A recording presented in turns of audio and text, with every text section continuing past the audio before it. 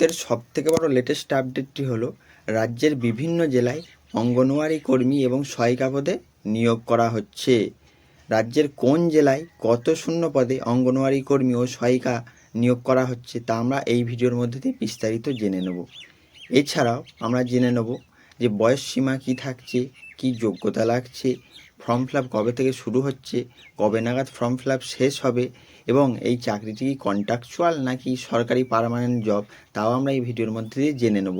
এছাড়াও block wise কোন ব্লকে কত শূন্য পদ রয়েছে তাও আমরা এই ভিডিওর মধ্যে দিয়ে জেনে নেব।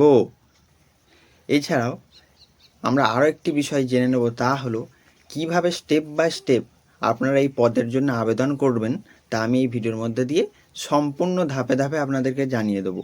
তাই আপনাদের যদি এই বিস্তারিত তথ্য জানতে হয় এবং আপনারা যদি আবেদন করতে চান, কিভাবে আবেদন করতে হবে তা জানতে হলে ভিডিওটিকে শুরু থেকে শেষ পর্যন্ত দেখতে হবে।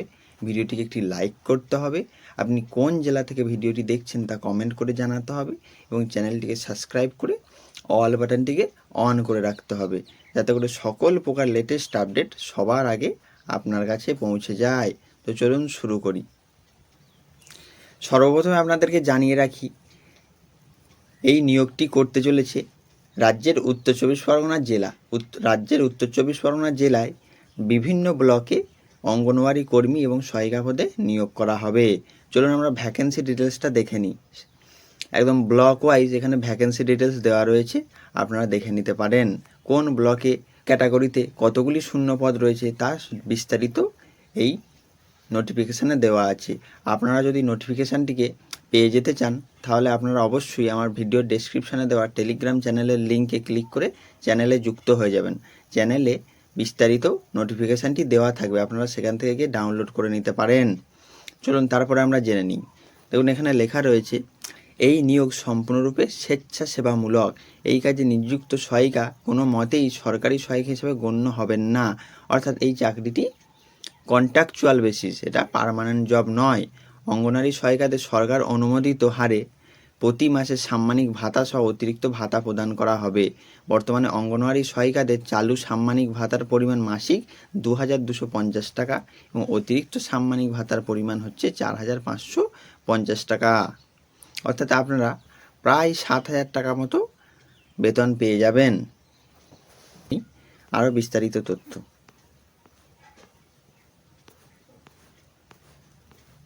যেমন বলছে, অত্যাবশ্যকীয় শর্তাবলী।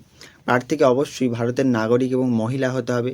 অর্থাৎ এই পোস্টে আবেদন করতে গেলে আপনাকে অবশ্যই মহিলা এবং ভারতীয় নাগরিক হতে হবে। ন্যূনতম শিক্ষাগত যোগ্যতা ক্ষেত্রে প্রার্থীকে যে কোনো স্বীকৃত বোর্ডে থেকে উচ্চ মাধ্যমিক বা সমতুল্য পরীক্ষায় পাশ হতে হবে। বয়স কি থাকছে, 1/7/2024 তারিখে প্রার্থীকে ন্যূনতম 18 বছর বয়স হতে হবে এবং 1/7/2024 তারিখে কোনো মতেই 35 বছরের বেশি বয়স হতে পারবেন না। অর্থাৎ বয়সের সময়সীমা হচ্ছে 18 থেকে 35 বছর। স্থায়ী বাসস্থান সংক্রান্ত শর্ত, যে আবেদনকারিনী যে পঞ্চায়েতের স্থায়ী বাসিন্দা শুধুমাত্র সেই পঞ্চায়েতেই মোট শূন্য পদের ভিত্তিতে সেই পঞ্চায়েতে আবেদন করতে পারবেন, অন্য কোনো পঞ্চায়েতে আবেদন করতে পারবেন না। অর্থাৎ আপনি যে পঞ্চায়েতের বাসিন্দা, আপনি সেই পঞ্চায়েতে যদি কোনো শূন্য পদ থেকে থাকে শুধুমাত্র সেই শূন্য পদের জন্যই আবেদন করতে পারবেন, অন্য পঞ্চায়েতে আবেদন করতে পারবেন না। তারপর হচ্ছে পরীক্ষা। সকল আবশ্যিক শর্ত পূরণের সাপেক্ষে যোগ্য প্রার্থী তথা আবেদনকারিনীদের পরীক্ষার মাধ্যমে নির্বাচিত করা হবে। পরীক্ষার পূর্ণমান হচ্ছে 100। প্রথমে 90 নম্বরের লিখিত পরীক্ষা এবং 10 নম্বরের মৌখিক পরীক্ষা হবে। এবং এখানে পরীক্ষার পাঠ্যক্রমটিও দেওয়া রয়েছে, যে কোন বিষয় থেকে কত নম্বরের কি প্রশ্ন আসবে তা আপনারা দেখে নিতে পারেন। তো এরপর চলুন আমরা জেনে নিই আবেদন করার শুরুর তারিখ।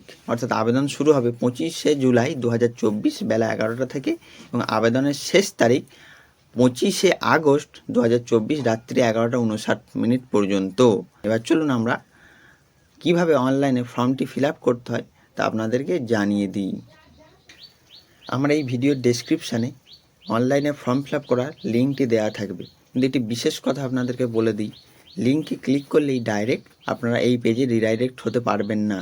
আপনাকে ওই লিঙ্কটিকে কপি করে এসে গুগলে পেস্ট করার পর সার্চ করতে হবে, তারপরেই আপনারা এরকম একটি ইন্টারফেস দেখতে পাবেন। এবং এইরকম একটি ইন্টারফেস যখনই দেখতে পাবেন তারপরেই আপনারা একটু ওপরের দিকে স্ক্রল করবেন, দেখতে পাবেন লেখা রয়েছে online application form for the post of AWH অর্থাৎ অঙ্গনওয়াড়ি হেল্পার, এবং online application form for the post of AWW অর্থাৎ অঙ্গনওয়াড়ি ওয়ার্কার। এবং আপনি যে পদের জন্য আবেদন করতে চান সেটাতে ক্লিক করবেন। ক্লিক করার পর এইরকম একটি ইন্টারফেস ওপেন হয়ে যাবে। তারপর আপনারা কি করবেন, পোস্ট অ্যাপ্লাইড ফর, আপনারা কোন পোস্টের জন্য আবেদন করতে চান তা এখান থেকে সিলেক্ট করে নেবেন, এবং ব্লক মিউনিসিপ্যালিটি নেম অর্থাৎ আপনি কোন ব্লকের আন্ডারে আবেদন করতে চান সেই ব্লকটিকে সিলেক্ট করে নেবেন। সিলেক্ট করার পর নেক্সট করবেন। করার সাথে সাথেই আপনার ফর্মটি ওপেন হয়ে যাবে। এরপর আপনাকে step by step fill up করে নিতে হবে। রয়েছে নেম অফ দ্য ক্যান্ডিডেটের নাম লিখে দেবেন। ফাদার্স অর হাজব্যান্ড নেম, আপনি আপনার বাবা অথবা স্বামীর নাম লিখে দেবেন। তারপর ক্যাটাগরি, আপনি জেনারেল নাকি ST নাকি OBC তা আপনি সিলেক্ট করে নেবেন।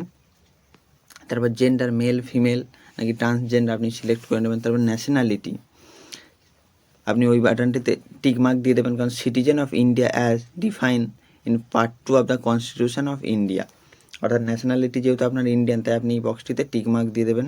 তারপর হচ্ছে EWS অর্থাৎ ইকোনমিক্যালি উইকার সেকশন, আপনার যদি ইকোনমিক্যালি উইকার সেকশানের সার্টিফিকেট থেকে থাকে তাহলে আপনি ইয়েস করবেন, আর না থাকলে নো করবেন।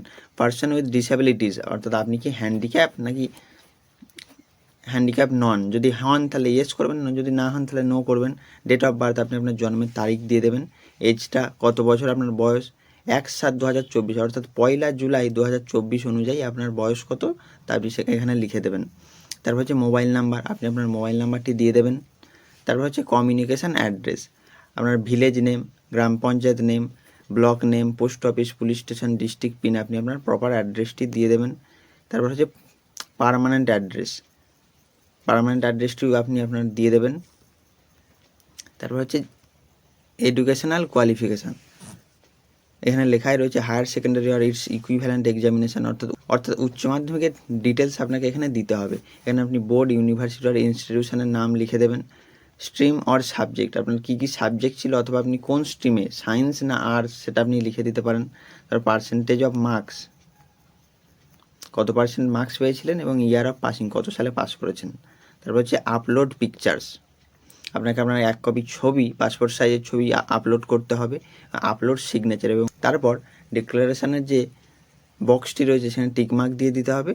দেন এই সিকিউরিটি কোডটি এই ঘরটিতে সাবমিট করতে হবে।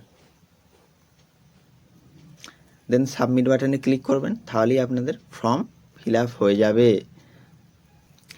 এই ছিল আজকের ভিডিওটি ভালো লাগলে বন্ধুদের মধ্যে শেয়ার করবেন, এবং যে সকল ক্যান্ডিডেটরা উত্তর 24 পরগনা থেকে ভিডিওটি দেখলেন এবং উপকৃত হলেন তারা অবশ্যই কমেন্টে আপনাদের একটি মতামত জানাবেন।